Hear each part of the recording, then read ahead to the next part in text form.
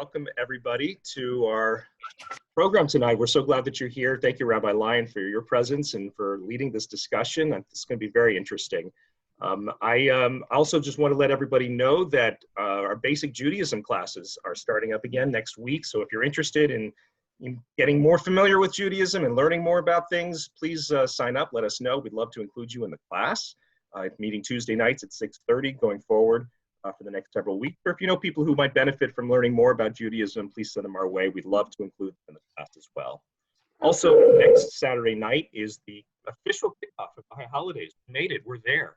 And that is our Slichot service and program. We have a very interesting evening planned with celebrity baker Duff Goldman from the Food Network, from his show Ace of Cakes.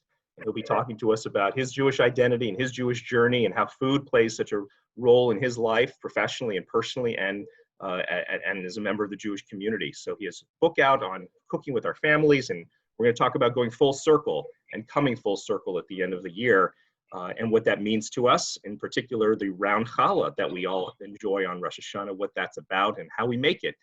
So after he speaks, Marcia Gilbert will be doing a demonstration on how we make a round challah. And then we'll have the Slichot service. So perhaps Rabbi Lyon tonight can share more about what Slichot is and why we celebrate it and what the service is like. But we're all invited, and just let us know so we can send you the information to log in and participate with us. David, yeah. Is that the 12th?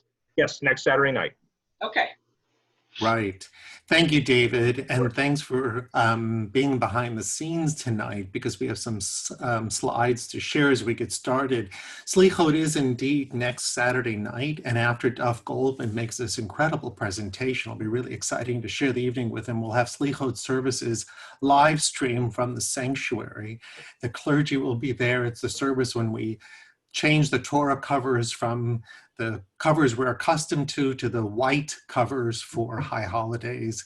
And we really hear the tunes and prepare ourselves for what will come a few days later as Rosh Hashanah begins. It's hard to believe that the high holidays are here, but you know, as Jews, as much as we have struggled with the year 2020, we get a head start on a brand new year, and we'll wish each other a sweet new year soon.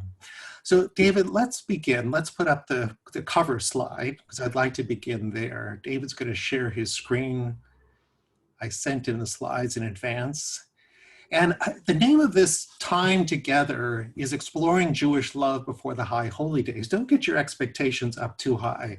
But I just want to share with you that really, truly at this season, it's the subtitle that really draws us together to focus on the theme of what these high holy days are about, to trade feelings of angst and hate for calm and love.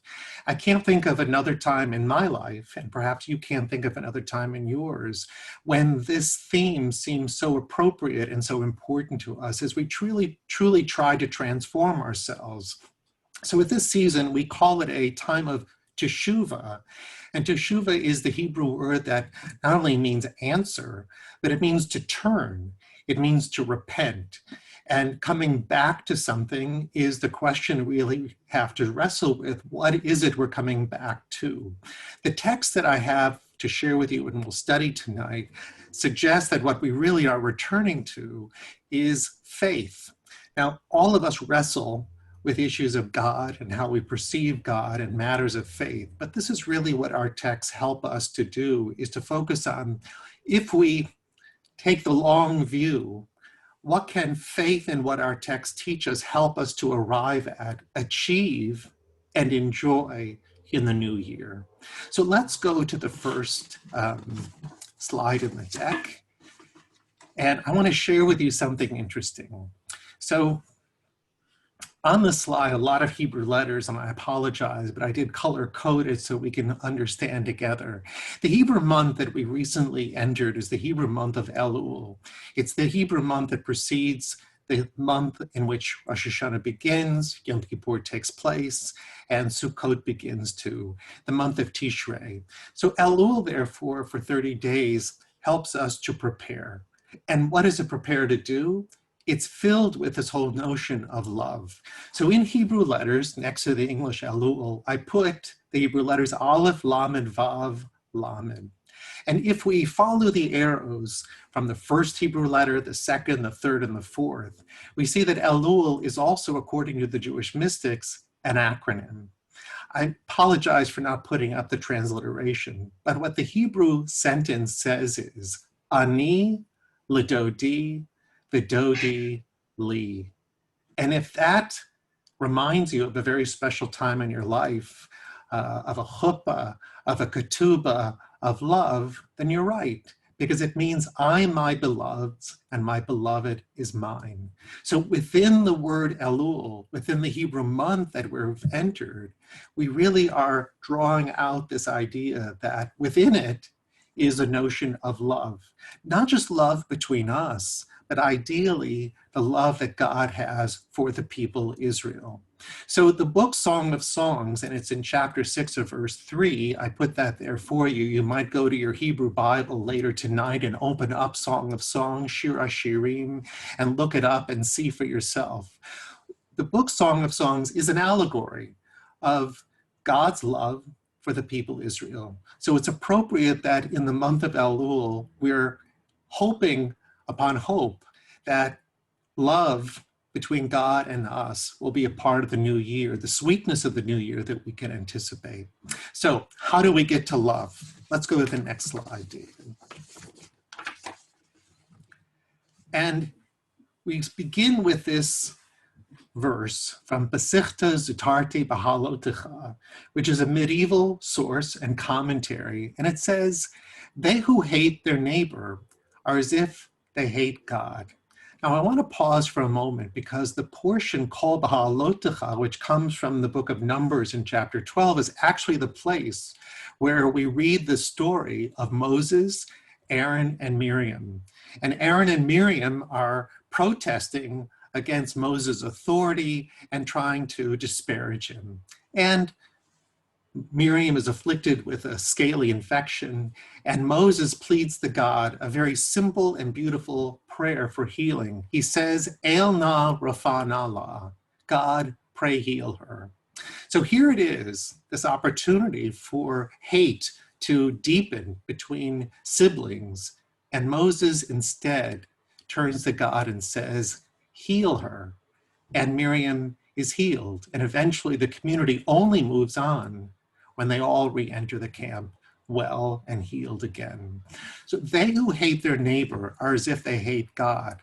So on this teaching, we learn that God is creator of all creations. Every human being is God's handiwork. When we hate our neighbor, we insinuate that God's handiwork is unlovable and unworthy. So we have to ask ourselves, are they unlovable? Are they unworthy?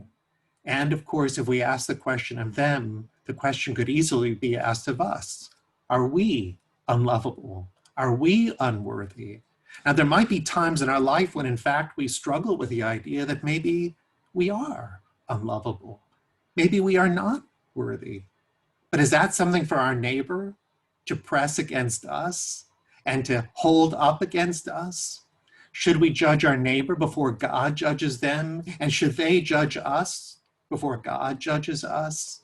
So as we enter this month and the high holidays, the idea that faith stands for the hope that God can redeem us and forgive us helps us to do the same for others too.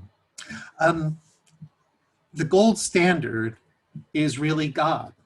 And if God has created us and our neighbor, then it really is antithetical that we might judge other people before God does.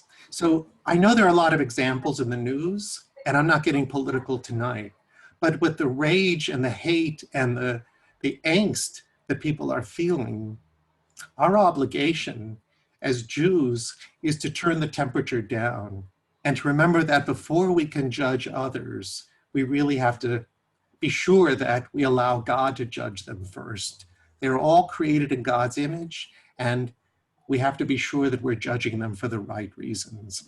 Therefore, the Talmud also teaches, Da lifnei mi ata omed. It means know before whom you stand. Before we can stand in judgment of others, we have to know who we stand in front of. And especially on high holidays, when we enter the sanctuary, to understand that we are being judged first by God and then perhaps by others. So if we can turn our hate into some kind of love or consideration or even some kind of forgiveness, we're actually repairing the relationship that God creates with us as well. So even as Moses said, God, pray heal her, it's our ability easily and without too much effort to do almost the same thing for our neighbor or even our friend. So this opens the way to mitzvah, and it opens the way to teshuvah. So let's again just remember, they who hate their neighbor are as if they hate God, because to disparage any of God's creations or any of God's creatures is to do something more than perhaps even God would do. I'm not going to put myself in that position to judge any differently than God would. And I think that's really part of the beginning of our understanding. Let's go to the next slide, David. So the next one comes from the Zohar, from Jewish mysticism. And I like this one very much because the mystics help us to go a little deeper. And this one says that companions who do not love each other will leave the world before their time. Now, there are a lot of ways to understand it. Here's what I wrote. On this teaching, the Zohar, a source of Jewish mysticism, explains that companions or friends who fail to love are fated to lose their life. Now, the mystics really believed that love, as God created it, was life itself. So as I wrote, God is life, God is love. Love between people is life too. If mysticism fails to compel, that is, if you don't believe in mysticism, it's okay, then consider this, that failure to know love can leave us behind without a future where others who do love grow and thrive. Alone we wither and fade away from sight and meaning. We might be alive, but what kind of life is it? At the root of our well-being is love. Now, I teach young couples who are getting married that love between them is a vital part of any healthy and long marriage.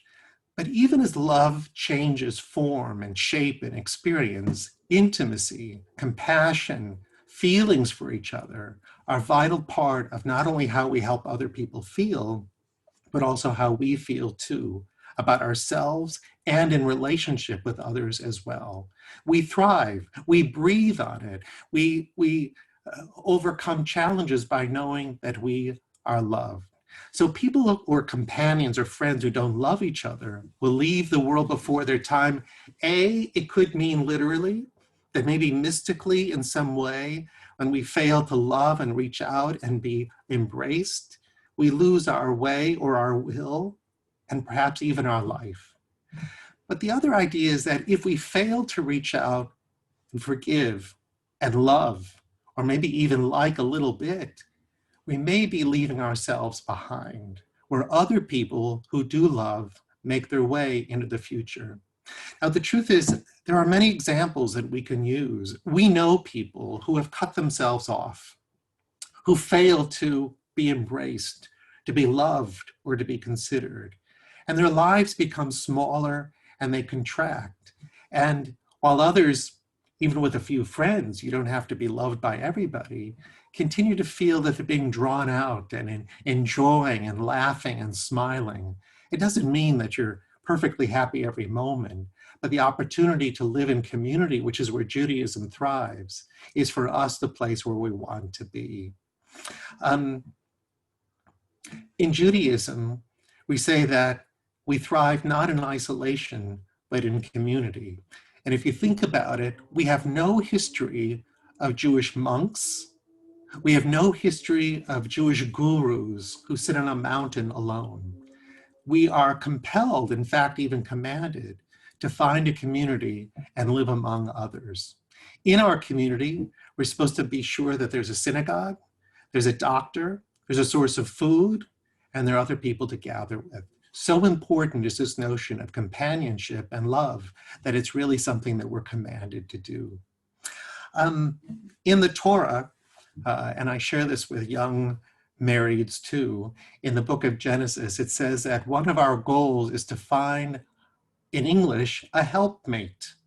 We are supposed to find what's called an Ezer Kenegdo.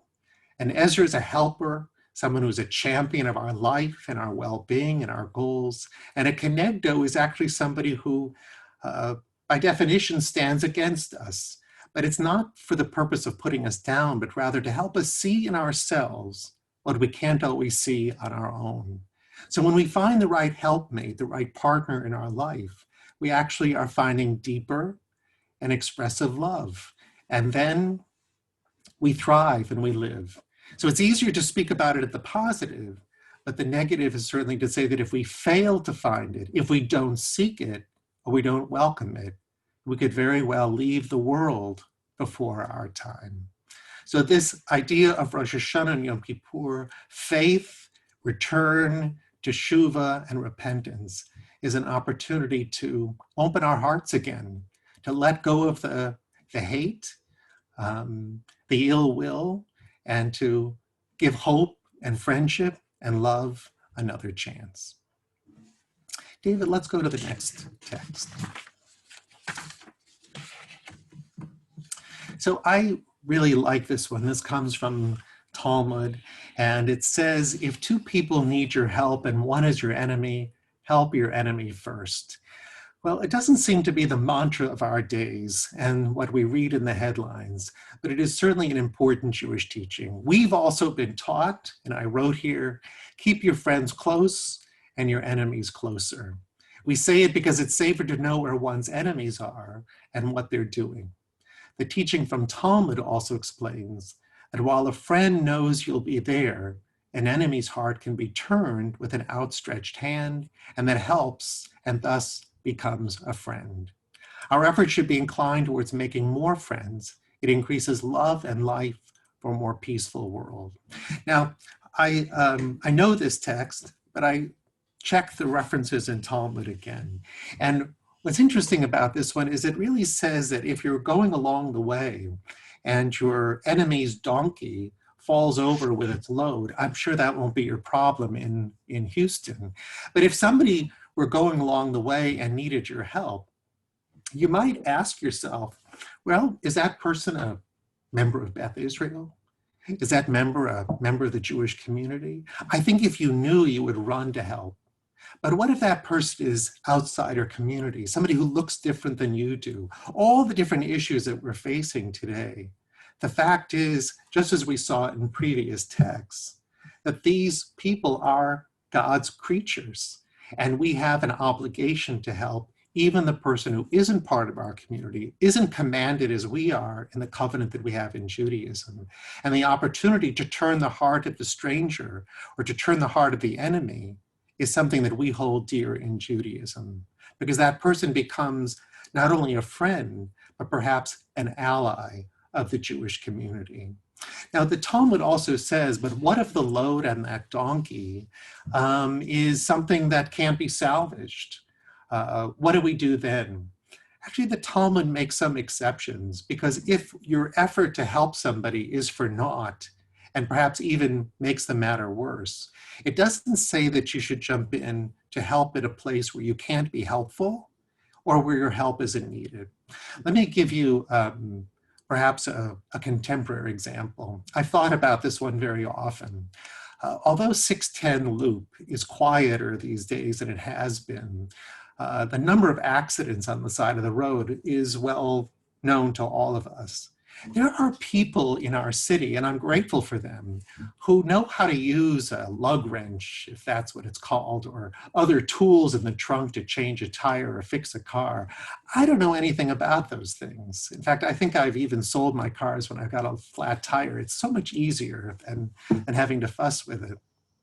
But if I were driving down the highway and I saw it, I would not stop on the side of the road to lend help. A, I couldn't be helpful, and B, I'd probably be putting myself and somebody else in harm's way. But here's what I can do. I can pull off the road or safely stop and make a phone call to be sure that somebody is helped. I don't know the person. The person could even be my enemy, but our nature and our commandment in Judaism is to do what we can to build peace between us in the community, to turn the heart of the stranger and to make our enemy into a friend. It has everything to do with the high holidays. It has everything to do with turning our hate and our angst into some sort of love and appreciation for our fellow human being. Because our newspaper, our headlines today seem to be antithetical to what we know in our heart to be very true. And we have to incline ourselves in the direction of these teachings to be sure that it truly is our faith that's leading us in the direction we want to go. And I can't tell you that this always works. I can't tell you that this is a formula that we apply so that we can get results immediately. But I can tell you that the long view that we take that is a subject of faith allows us to know that in the moment when we encounter these sorts of events, we are doing the right thing for the right reason. Now, Torah teaches us that God has given us what is right and what is good. And the rabbis ask the question, how come the Torah says right and good? Aren't they really the same thing? The rabbis teach us they're not the same thing. To do right means we know the difference. We've been taught since kindergarten what is right and what is wrong. But whether it's also good is a matter of judgment. Now, for the most part, because I know you and you're all kind and wonderful people, you know whether it's good or not.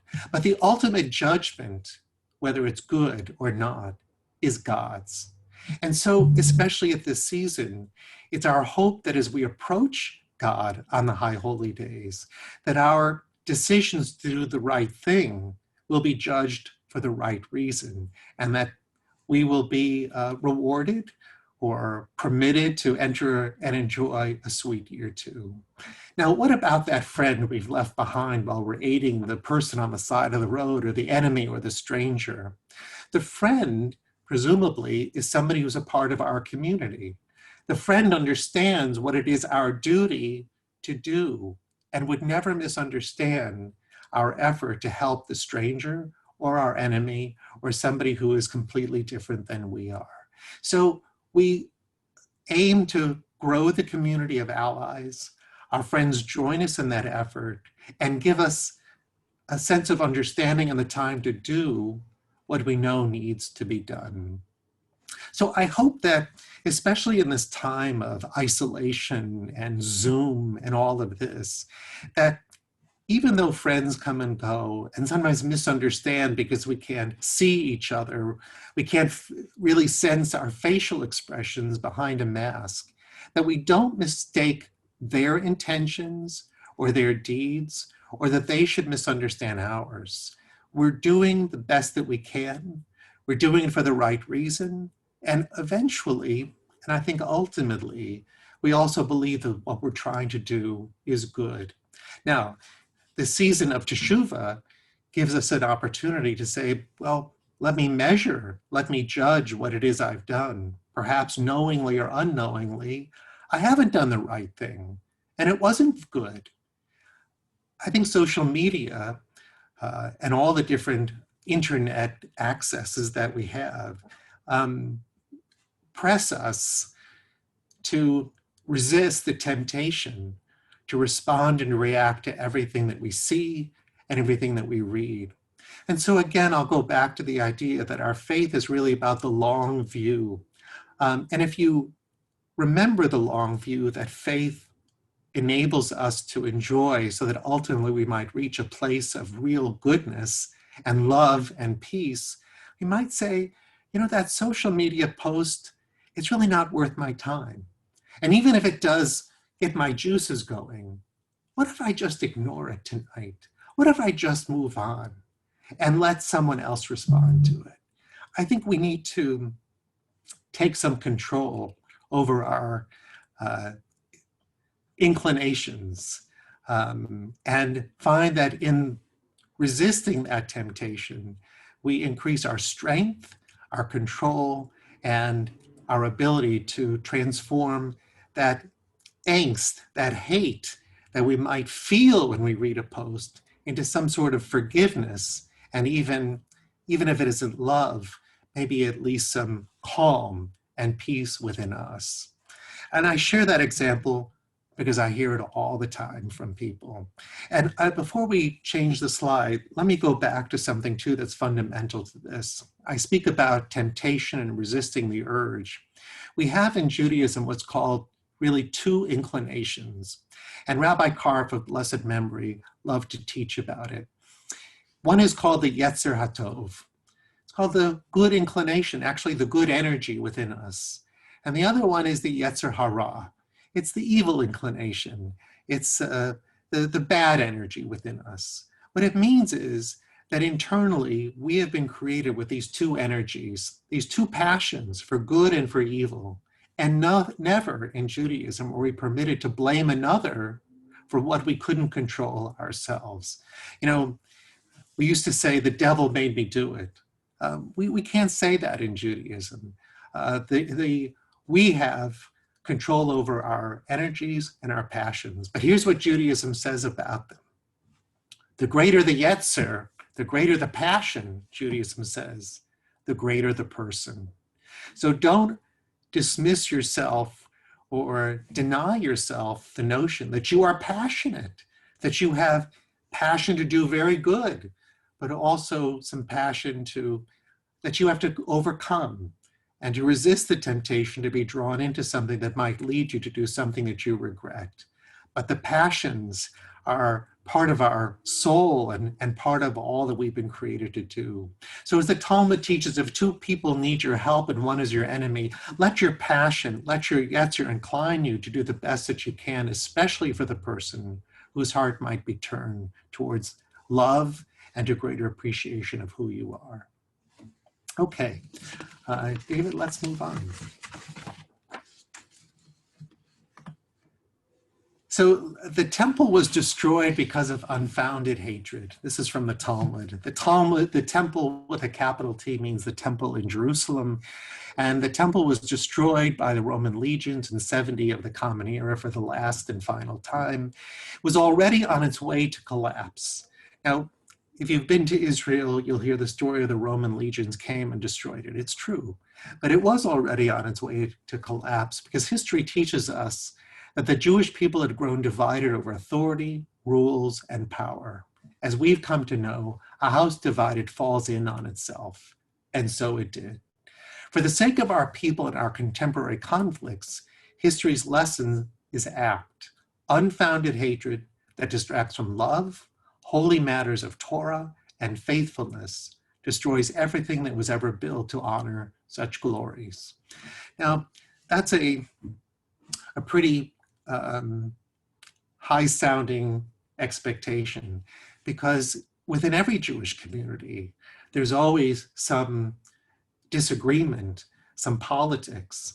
And the old story of the island where the lone Jewish survivor is found by his rescuers, the rescuers ask him, how did you thrive here on this island all by yourself? And they said, well, I got a house, and I've been eating coconuts and bananas and other foods. And they said, and what are those two structures over there? He said, I built myself a synagogue over there where I could go and worship. They said, well, that's wonderful. You've kept up your faith. And then what's the one over there? He said, that's another synagogue, but that one I would never step foot in. So it's an old joke, but it's the nature of Judaism that sometimes if we are only at odds with each other, then the house will surely fall in. And that was the nature of what happened in Jerusalem, that the divisions of opinion, the divisions of authority that couldn't come to terms actually laid the groundwork for what was coming. And the Roman legions were growing anxious themselves that the Jewish rebellion and the Jewish power authorities were going to disrupt their own ability to govern in the region. So the temple was destroyed and the rest is history. But I think what we have to remember too is that there can be divisions of opinion. Now, what we learn from this is that we can't allow our divisions of opinion to turn in on ourselves. Now, one of the example that comes to mind, let alone all the political polarization. But within the Jewish community itself, there is a division on the subject of Israel. Some people claim without any doubt that everything Israel is doing is absolutely right. And there are other people on the other side completely who say everything Israel is doing with respect to the Palestinians and everything else going on in the region is absolutely wrong. And the polarization exists there too. And one of the greatest fears that rabbis have and Jewish leaders all over the world have is that this division is pulling the Jewish people apart, especially our young people from the land of Israel and from the sense of the people of Israel. And what will happen is a calamity for the sake of the Jewish future again. Now, it isn't about pulling people over to our side. It's about discovering how do we have an argument that the rabbis call an argument for the sake of heaven. It's an interesting concept, but here's our ability to turn angst and hatred into some form of forgiveness and love. Because if we can truly listen and hear what people are passionate about regarding their faith, our people, the land of Israel, our own national issues as well, then we might be able to hear an argument that appeals to the common ground and the reasonable center that we might be able to reach. And if we can do that, then it isn't about convincing people of what we think is right, but that it's for a greater good. And if the greater good is an argument for the sake of heaven, then we won't destroy ourselves, or somebody won't come in and destroy us. And certainly our house that we've built and the sacred rituals that we've sustained won't be destroyed or taken away from us. In fact, everything that we've built will continue to have some meaning for people who can be attracted to it from the right and from the left too. But to point fingers at fellow Jews or to be angry at those who believe something else about the land of Israel, it leads us to an end that could be calamitous for us. The fact that somebody disagrees with me about the land of Israel and the politics, but still loves the land and still wants it to persist and live in the future, then there's something that we agree on, something. We just have to get to the core of it to be sure that we don't destroy ourselves at the same time. And at this time of year especially, as we're urged to turn from angst and hate to love and calm, we have to accomplish what our rabbis call, and we've been taught, to complete the relationship bein adam l'chavero, the relationship between us and our fellow human beings.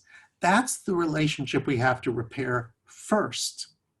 I know that you're thinking at high holidays, we approach God and we're seeking God's forgiveness. You know what I've always taught, and perhaps you've heard me say before, God is fine. It's we who need to do the repair between each other. So Judaism says before the day of Yom Kippur can atone for us, we have to atone between us. We have to repair the relationship between us and our fellow human beings by coming to terms with the agreement, between the argument, to find the common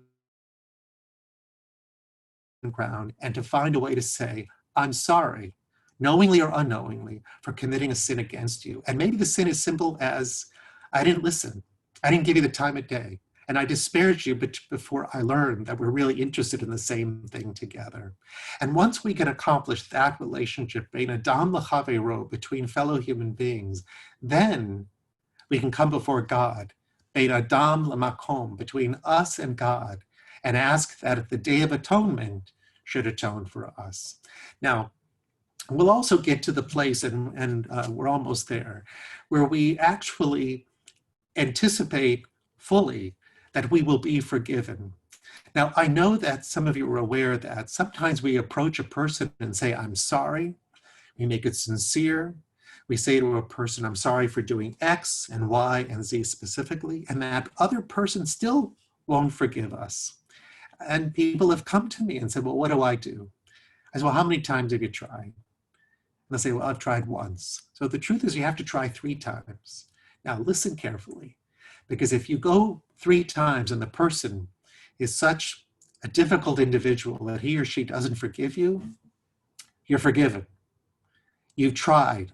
You've aimed to turn the enemy into a friend, the stranger into an ally, and they won't budge, then you are forgiven and you've done what you can. We're only human, but there are some who take a little longer to come around and to find truly not only the image they were created in, but how they should honor God by being more forgiving and understanding. All right, David, let's go to the next slide. We're actually going a little more quickly, which is okay because it leaves time for some questions about all of this. All right, so here's really love. The first text comes from Ezekiel. We read Ezekiel quite a bit on the high holidays, and if you turn to chapter 18 in Ezekiel later, you'll find much more in it. Here's what it says in English. Cast away from yourselves all the transgressions you have committed, and fashion for yourselves a new heart and a new spirit. This is really the essence of our High Holy Day season. But just to go from angst and hate to calm and love is not a matter of praying it away. Judaism is really clear that praying is very effective, but Ezekiel says literally cast away. And I looked it up in Hebrew today to be sure that the translation was effective. To cast away really means to hurl it, to throw it. The Hebrew hashlichu, literally send it away from yourselves. And it's written in the plural. So when Ezekiel comes, he's not speaking to the individual, he's really speaking to everybody in the community. And he doesn't speak in the singular as if the whole community was one, but rather speaks in the plural yourselves in order to address each and every one in the community, because your issues are different than my issues. And what you need to cast away might be different than what I have to cast away.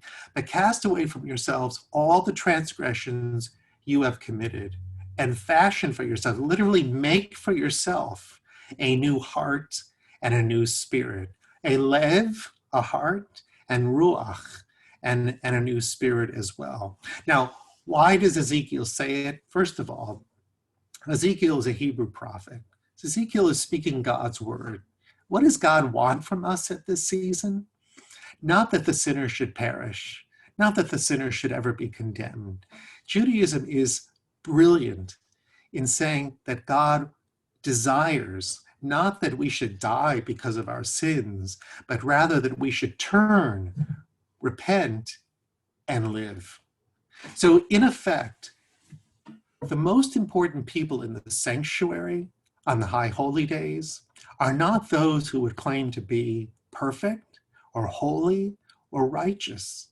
God actually loves one who is imperfect and who learns from their mistakes, who overcomes transgressions and becomes better and better, fashioning a new heart, fashioning a new spirit, and forgiving ourselves as well as seeking the forgiveness of others. So Ezekiel is important to us because it gives us an opportunity to know that whatever we have been holding on to that has been a source of transgression is something that we not only pray away, but sometimes literally have to cast away.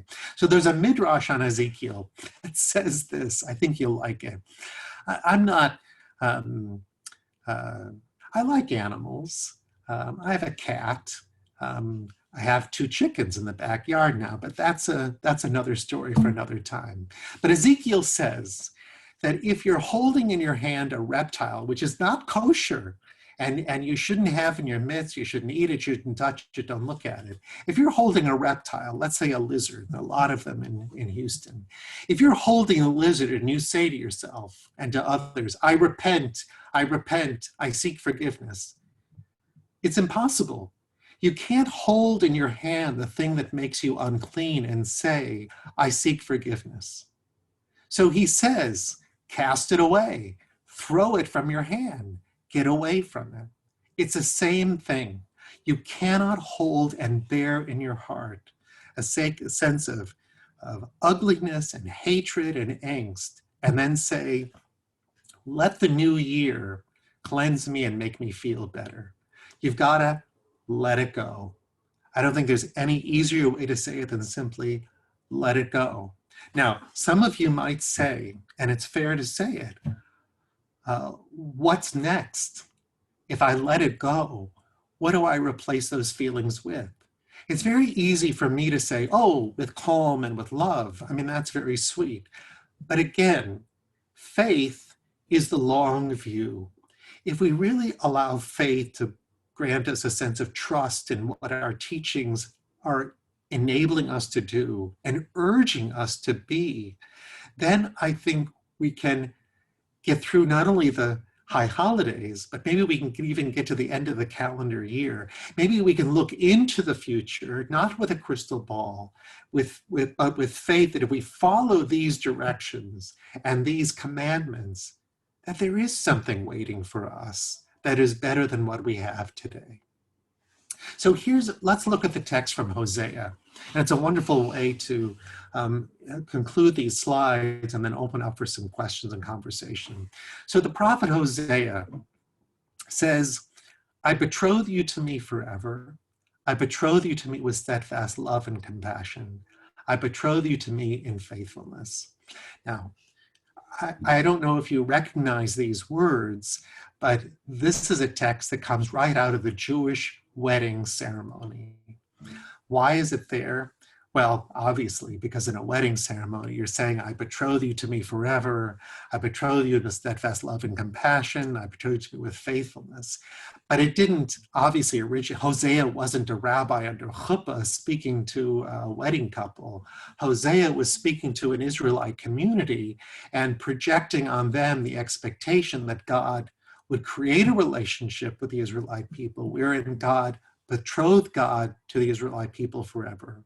God betrothed God's self in steadfast love and compassion and in faithfulness. So I don't know if you remember, but the book of Hosea begins that the Israelite people weren't behaving very well, which is usually why prophets showed up anyway. And Hosea blamed the Israelites for, pardon my French, for whoring around.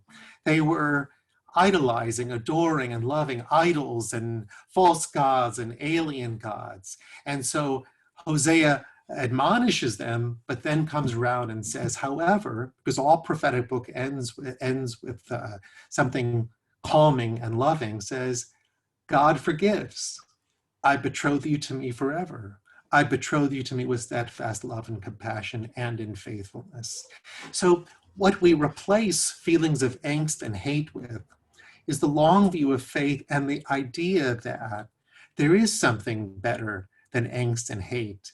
There is something to be found in a sense of calm that we permit ourselves and the love that we can avail ourselves of in our Judaism, because it originates in the relationship that we want to have with each other for sure, but also in the relationship that is available to us between God and us. It doesn't have to come because we're worthy. It doesn't have to come because we're perfect or righteous or because we've attended high holiday services, but it doesn't hurt. However, Judaism says that God is always our God, and we are always God's people. And if you're not convinced, go back into any of the stories in the Torah. Abraham negotiates with God. Moses negotiates with God. The people mess up time and time again. And Moses says to them, especially after the building of the golden calf, that they are God's people, whether they sin or whether they are virtuous. We are always God's, always worthy of God's love, always worthy of forgiveness and restoring. Because again, as Ezekiel says, we can cast away the things that we transgress from and that make us unfit, but the opportunity to make teshuvah and repentance helps to heal that relationship and to find love and calm and goodness again. So let me pause there. It's perfect. It's 8:17. The timing is very good. And I do want to open up to questions. And I think what I like to wrestle with is this notion of, and introducing you to this idea that faith does take the long view, and that letting go of the things that are holding you back is precisely what the prophets urge us to do and what the high holy days want us to accomplish, so that the sweetness of the new year might overcome us and we might begin to enjoy it. It doesn't mean that life won't be difficult. This calendar year hasn't been finished yet. We've got a few months left and a lot to do in our country. But I think the way we approach it will make a big difference on how our mental and physical and spiritual health will unfold. Okay, my sermon is done. So let's, David, I can't see everybody in the screen because you're actually on 2 screens on my laptop, but if you want to unmute or raise your hand, David can help out and we can take a question. I think we have a question from Janet, and you're also welcome to write questions on the chat box. If you click chat, you can type a question in too, or share your thoughts on any of these texts. Great, Janet, it's very nice to see you. And if you unmute yourself, Janet, then we can hear you. It is wonderful to see you too. I've been enjoying this and enjoying our Friday night services. I just love what's going on. I think I raised my hand accidentally. So, hi everybody. Okay. Janet, be well. Thank you. Let's see. Too. There's a question in the chat. Carol, yeah. Oh, Carol Sawyer. Okay, Carol, why don't you unmute and ask your question? Thank you very much. And thank you for all these wonderful comments and slides. Rabbi, going back to your change the tire type of story, I really struggle with the people, the panhandlers, the poor people on the corners. And we want to do something for them, but we're torn between so many things that people tell us about that. Right. Could you comment on that, please? It's a good example too, different than driving by somebody stranded on the side of the road. There's actually something we can do for them. You know, I struggle like you do. I drive by the corner and there's somebody standing there. And sometimes I wonder, what do I have in the car to give them? And if I reach into my wallet, but then I stop myself. And you know, in our society, in our world, we have an opportunity to make a difference for them every single day. We make donations. I give to nonprofits in the community, to interfaith ministries. They run a Meals on Wheels program. They do refugee services. I give to United Way. I sit on their board. There are so many ways and means to make a difference that actually the person who's standing on the corner has not really availed himself or herself of everything that every single one of you does every day. If you've given to the Houston Food Bank, then you've already given to that panhandler. If you've given to Brazen Interfaith Ministries or United Way or to others, you've given to that person. And if anything, you know, there are different things you can do. I remember Rabbi Judith Abrams of blessed memory used to say that she couldn't drive by without doing something. So she'd give them a little box of raisins. And the panhandler didn't like a box of raisins. But see, therein lies the difficulty. But she did a mitzvah. She couldn't pass up somebody who needed something, and she gave them something. But you can also even give a card. Call 211. That's the United Way helpline. Or another resource to find food and other things that they need. So there are things you can do without distracting yourself from driving or creating a problem for yourself, and knowing that you've done a mitzvah to turn the heart of somebody into somebody who feels appreciated and loved. I hope that's helpful. Carol Worley has a comment. Carol, hi. Hello, good evening. Thank you so much, Rabbi. I just want to comment on your comment about helping people changing the tire. My daughter was in a major accident. I'm 59. She's going to be okay. She's very sore and bruised. But these strangers who were evacuating, this is the evening of the hurricane, they were evacuating and they pulled over to help her. And they let her sit in their car to get her off the freeway. And I just said, God bless you. And can I send you a thank you? And they were selfless, and they were like angels, kind of like the angel, you know, out there, the unnamed person who rescued my daughter and granddaughters from getting them off the freeway before the police got there and the ambulance and fire. So I just wanted to just say thank you to them with everybody here, and God bless them, because I don't even know who they are. They were evacuating harm's Yeah. way. They stopped to help my daughter Yeah, and my it's a grandkids. beautiful, beautiful example. And my own example is not to make light of any of it. There are so many different ways that we have to be conscientious and responsible for each other. And if I don't know how to change a tire, then I know how to make a phone call. And if there's somebody who drives by who can make a difference, like that angel did for your daughter, then that's exactly what we do. But I will tell you that Judaism cautions us. And Rabbi Karf also translated a text from Talmud when he said, don't put yourself in a dangerous position and then pray for a miracle. So life is our highest priority. And during this pandemic, I keep reiterating that message. There are lots of things we can do to save a life, but actually not at the risk of our own. So we can do what we can, and sometimes there are limits, but gosh, if I drove by your daughter, perhaps I would have done the same thing, or I would have stopped safely and called and done something else to help. But let's think about the things we can do while saving life, preserving our own, and working within our limits. Yeah, good. Drew Tucker asked, do you see God as Israel's helpmate or helpmeet? Oh, well, it's a very good question. So on the one hand, we don't marry God, okay? So we don't have priests or nuns. However, the love relationship between God and the people Israel is incredibly deep, emotional. If you read Song of Songs, you'll notice that first of all, it doesn't mention God's name. It is an allegory. And if you read it, make sure there's nobody underage around you.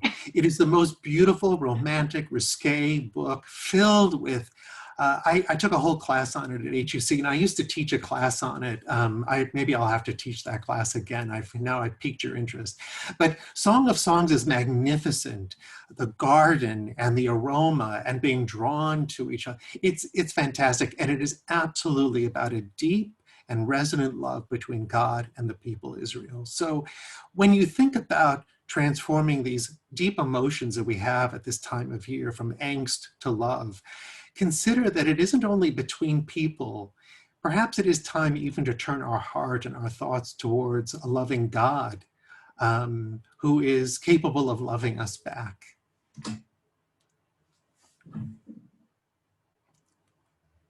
Wait, a few comments too.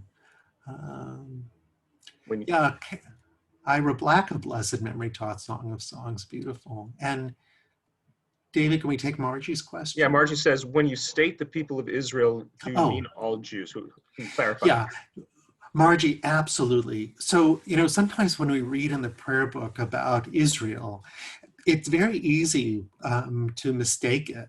We're not talking about the land of Israel unless we're specifically talking about the land of Israel. When we talk about the people Israel, we're talking about all Jews everywhere, the descendants of Jacob, whose name was also Israel. We are Israel, okay? We have another question about forgiveness. Does God always forgive any and all transgressions, no matter what or who they hurt? Very powerful question. So here are the big three that you don't want to do because you won't be forgiven. Incest, murder, and idolatry. Okay, so don't go there. That's a whole nother webinar. But there are limits, right? But every other issue, even if it's a transgression, look, there are ways that Judaism deals with a balance of things. The rabbis asked the question, on what qualities was the world created? Perhaps the world should have been created with justice alone. But they realized that justice was hard and difficult and unforgiving. So they said, well, what about building the world only on mercy? Well, it's too soft and it doesn't hold us accountable. So he said it had to be a balance of justice and mercy. And therefore, there's a system like we have in our world today, in our justice system in the country when it works accordingly, that when somebody transgresses, there is a there's a compensation to pay. So even in our Torah, where it says an eye for an eye, a tooth for a tooth, you should know it was never, and the rabbis make it very clear, never meant to be taken literally, except that if we wrong somebody, we had to make restitution. We had to make that person whole again. If we rob them, we repay them. And maybe there's a penalty too. Maybe there's an upcharge on what we took. If we took a life, then there's another form of compensation too. But when people come out today and quote, an eye for an eye, a tooth for a tooth, that kind of justice never existed in Judaism. It was always about helping not to make another wrong, but to restore a person to wholeness again, however that could be achieved. I think we have time for one last question. Bobby Friedman, do you have a question? Rabbi, my question is, I heard what you said about forgiveness from God and from asking another individual for forgiveness. And I've read a lot about forgiveness. How does the Jewish concept of forgiveness differ from the Christian concept of forgiveness? Well, that could be a whole webinar too, but let me answer briefly for you. First of all, in Judaism, in Deuteronomy we read, "Justice, justice shall you pursue." Now, there's no punctuation in the Torah, so if you want to make an emphasis, you have to say it twice. So justice, justice shall you pursue. But the commentators also suggest that if you go to a court, and they were talking about a Jewish court, and you were seeking justice, but you didn't get what you thought was justice, they said, go to another court. So important is the idea of justice and forgiveness that we have to continue going. It really gives rise to the idea that today we have courts of law, but we also have appellate courts. Because if you don't agree, and then ultimately a Supreme Court, because this situation has to come to some end. But in Judaism, we also don't turn the other cheek, okay? If you hit me here, I'm not giving you over here also. Fool me once.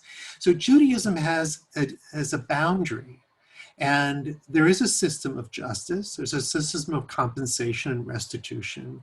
But the idea that the notion of Christian love with a capital L, it's not that it's absent in Judaism, but it isn't how we approach faith first. So even in Judaism, as we together tonight wrestle with these ideas of faith and God and belief and teshuvah, this is what makes us Jewish. The Hebrew word for Israel means to wrestle with God. So the notion of Christian love as an ideal is really an ideal. You can take thousands of examples in our environment today. Where is Christian love among Christians who claim Christianity first? It's absent in so many places, but it's an embarrassment even for those who are serious Christians, because it isn't really how Jews and Christians and Muslims today get along together. And I sit on more than one interfaith panel of very fine Christian and Muslim leaders, and we do understand what it means to love your neighbor as yourself. I think I saw another question in the chat. I don't mind. Yeah, there are a couple more questions that came in just Okay. with that answer. If two people need help at the same time, and one is your friend and the other is your enemy, who do you help first? That's the first one. And the second is, how does a Jew deal with a selfish person or a bully?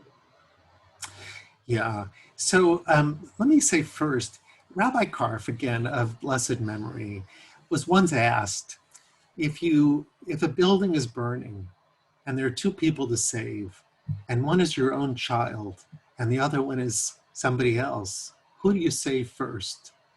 And here's what Rabbi Karf said. He said, I hope I'm never placed in that situation, okay? It's a brilliant answer because he was a brilliant man. But what it means is that's not the way we want life to go. And we're not going to take steps in our life's path that should ever lead us to such an outcome. Their tragedies happen. We can't avoid it all. But what steps can we make to prepare our future where we can avoid an accident? We're going to avoid trouble. What extra step can we take to build a friendship with somebody or to forgive so that the issue doesn't grow bigger than it ought to be? Those are the things that we have to find within ourselves, that passion to resist the evil inclination, to grow the good inclination.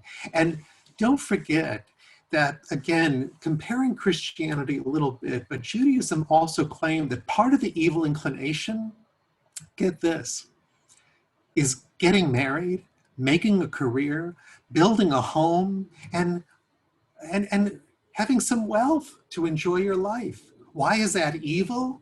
Okay, it's only evil if you don't do something good with it. Love your partner. Build a home that is not an eyesore in the community, or as the Torah says, to build a parapet around the roof.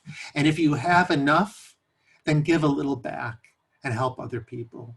But it's a passion to do those kinds of things and to make out of our life all that we possibly can, because we live in the here and now. We talk about Olam Haba, the world to come, but that's not what we're waiting for. We're waiting for long life, God willing. Well, Rabbi, this was a wonderful time. Thank you so much for sharing these texts with us and allowing us to have this conversation. It's been wonderful. Thank you, everybody, for joining us. Yes. Please let us know if there's anything that you need. We're all here for you. And we hope to see you next Saturday night for our Slichot program, starting at 7 o'clock. Yeah, and I just want to end by saying thank you to each of you for spending your evening with me. And I look forward to, I want to say I look forward to seeing you at High Holidays. I hope you look forward to seeing me and the clergy team. We will be live streaming from the Bima. And I can't tell you how much I miss you, but I'll take even a square of you.